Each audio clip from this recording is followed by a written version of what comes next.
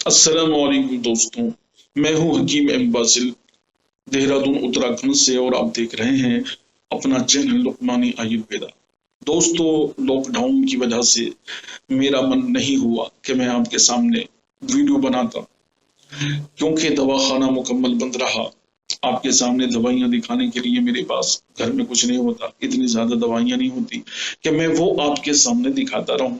लेकिन बहरहाल जब ये तबीयत मान गई इस बात को कि लॉकडाउन को लंबा चलना है, इसलिए आज मैं फिर से आपके सामने आ रहा हूं। और अब इंशाल्लाह कोई नागा नहीं होगी। मैंने इसका टॉपिक चुना है सेक्स समस्याओं का स्थायी रूप से समाधान। ये टॉपिक आपके लिए इंतहाई जरूरी है।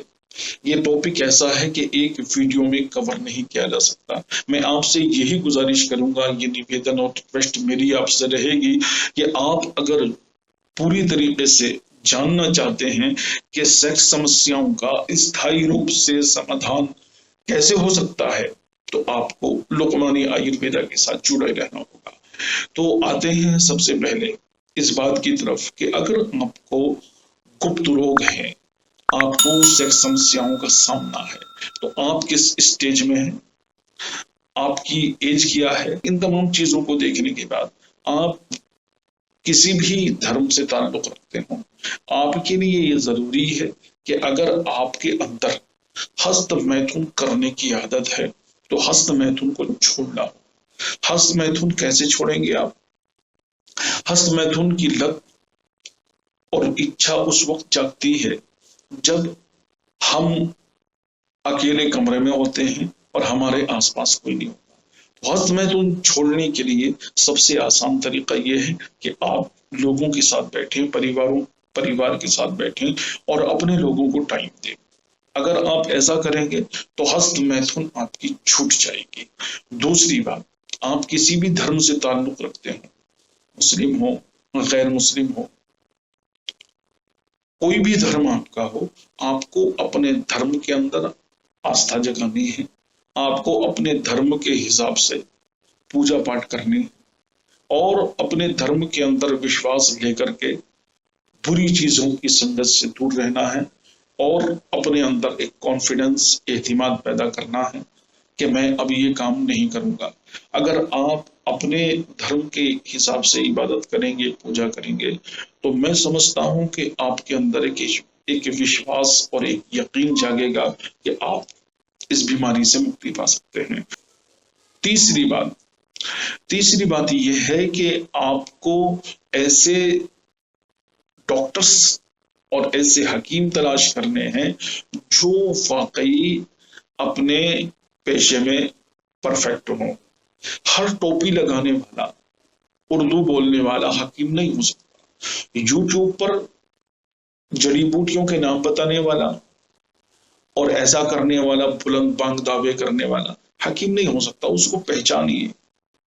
और ऐसे ही तिलक लगा करके या बड़ी बड़ी दाढ़ी करके बाबाओं का रूप धारने वाले ये वैध नहीं हो सकते। अच्छे लोगों को तलाश करना होगा और उनसे अपना इलाज कराना होगा। उमूमन सबसे बड़ी गलती जो सेक्स समस्याओं के समाधान में होती है और जो इलाज करने वाले होते हैं, वो ये है कि आपकी फोन पर बात होती है, आप नेट पर जाते हैं, नंबर तलाश करते हैं और आप फोन लगा देते हैं। फोन लगाने से आपकी एज क्या है ये उसके जहन में नहीं आएगी बात। आपकी एज अगर पूछ भी ले तो उसके जहन में ये है कि सेक्स कमजोरी है, इसको दवा देनी है। और सेक्स कमजोरी की दवा वो क्या देते हैं कि उत्तेजित करने वाली दवाइयां थमा दी जाती हैं।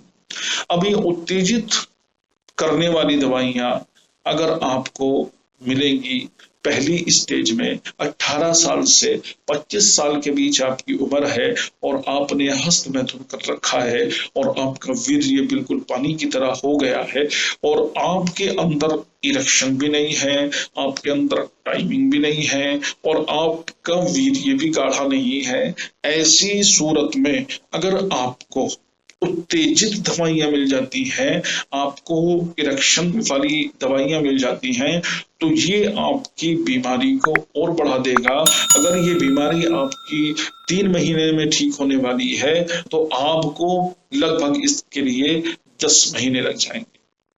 तो ऐसे लोग जो इलाज का उसूल न जानते हों, आप अगर इलाज कराएंगे तो यही नतीजा निकलने वाला है कि लोग 10-10 साल से दवाइयां खा रहे हैं, लोग 15-15 साल से दवाइयां खा रहे हैं और सेक्स समस्याएं दूर नहीं होती।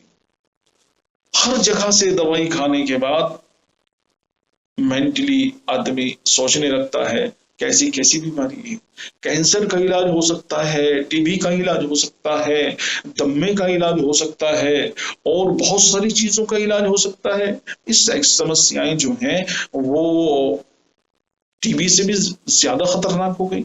इसका मतलब नहीं, ये खतरनाक इतनी नहीं है जितनी खतरनाक बना दिया गया कुछ झोला छाप लोगों ने और अच्छे लोगों को नीचे करने वाले लोगों ने, जिन्होंने कह दिया कि रात को लौंग खाओ और 1 घंटा में डे रहो, जायफल खाने से ऐसा हुआ और ये वैसा हुआ। ये थंबनेल जो आप देखते हैं, लहसुन खाने से, जी लहसुन खाने से 3-4 घंटे का उसे टाइम मिल गया।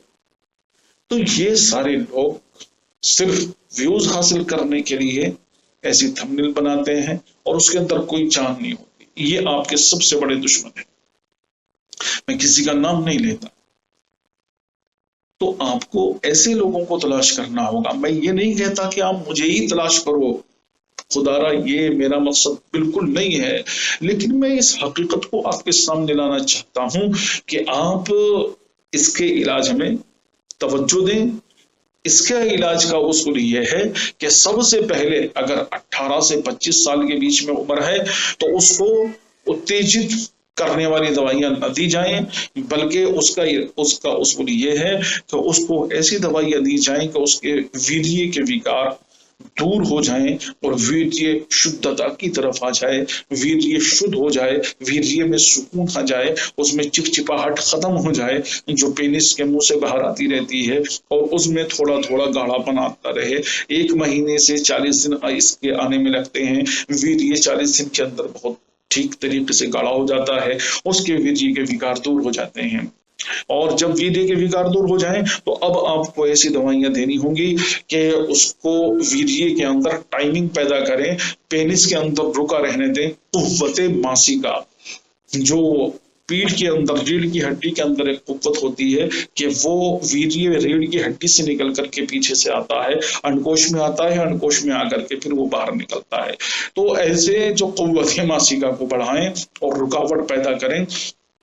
दूसरी स्टेज में ये दवाई देनी है और तीसरी स्टेज में दवाई देनी है आपको उत्तेजित, इरेक्शन पैदा करने वाली, तनाव पैदा करने वाली। अगर आप ऐसा उसूल अपनाएंगे और इस उसूल से आपका इलाज होगा तो मैं लिख करके दे सकता हूं कि दुनिया की कोई ताकत आपको ठीक होने से नहीं रोक सकती। इसी तरीके से आपकी सेक्स समस्याओं का स्थायी रूप से समाधान हो सकता है। इसके अलावा बिल्कुल कोई तरीका है ही नहीं। तो मैं समझता हूं कि वीडियो कुछ ना कुछ आपकी समझ में आ गई होगी। इस टॉपिक को समझाने के लिए मुझे इसी तरह की कई वीडियो बनाने की जरूरत है। आप मेरे साथ जुड़े रहिए और दुआ ये कीजिए कि अल्लाह ताला अपने अपने धर्म के हिसाब से दुआ करनी है कि इसको, कोरोना वायरस को पूरी दुनिया से जल्दी खत्म करे, जिसने पूरी दुनिया को एक खेल का मैदान बना दिया है। हम लोग अपने घरों में सिमट करके रह गए हैं और अल्लाह ताला खास तौर से हमारे भारत की के करीबी रेखा से नीचे बहुत सारे लोग हैं, वो अपना पर्याप्त इलाज नहीं कर पाएंगे। हमारे मुल्क की हिफाजत फरमाए और इसे खुशहाली का मुल्क बनाए, इसके सारे दुश्मनों को निस्त नाबूद फरमाए और हमारे मुल्क में प्यार, मोहब्बत, भाईचारा, हिंदू मुस्लिम यकजहती इसमें पैदा फरमाए। फिर मिलेंगे नेक्स्ट वीडियो में, तब तक के लिए इजाजत। अल्लाह हाफिज। हिंदुस्तान जिंदाबाद।